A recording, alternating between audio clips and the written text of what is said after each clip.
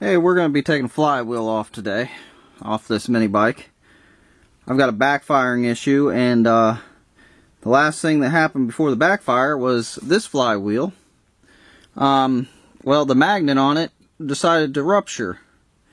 So, I'm going to take this flywheel off. I'm going to check the key. And we're going to see if the key is messed up. Because I'm not real sure. But it's backfiring, and makes most sense that it would be something in this area. I've already changed out the magneto or whatever, but in order to take this cover off, you got to take this black cover off right here. There's a screw here, one at the bottom, and one over here. I've already taken mine off. You just slide the cover off like that. You're left with this picture. Now, first thing you got to do is take that bolt, or take that nut off right where the light's shining. So you got to take that nut off. You might have to put something on the other side of the shaft in order to hold it in place. Luckily, mine came off pretty easy, so I'll just be able to twist it off right now. Pretty easy. And we'll take this cup off while we're at it. This cup is what your starter pulley grabs onto. Your starter pulley will grab into these holes, and that's what pulls your motor around. And then we gotta take the impeller off. It just comes off. It's got an oblong side to it, so it only goes on one way. Now there's our flywheel right there.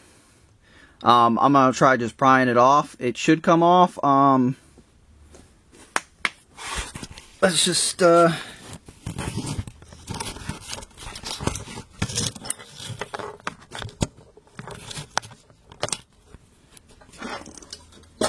cut some of this so you don't have to sit here for it all.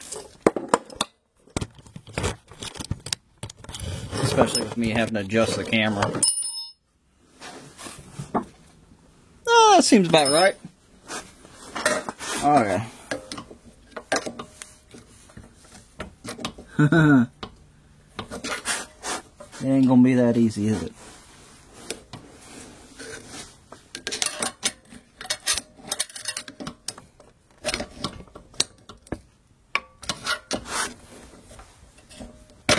There we go. Not too bad, not too bad, not too shabby. Not too shabby. Oh. Okay.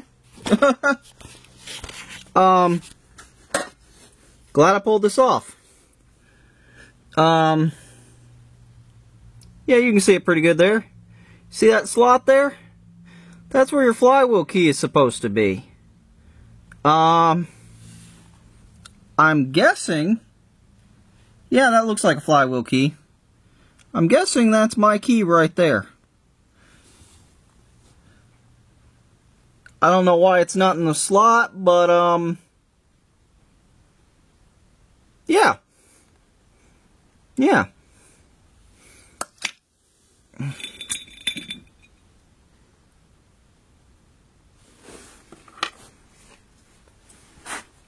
It also looks kind of damaged to me.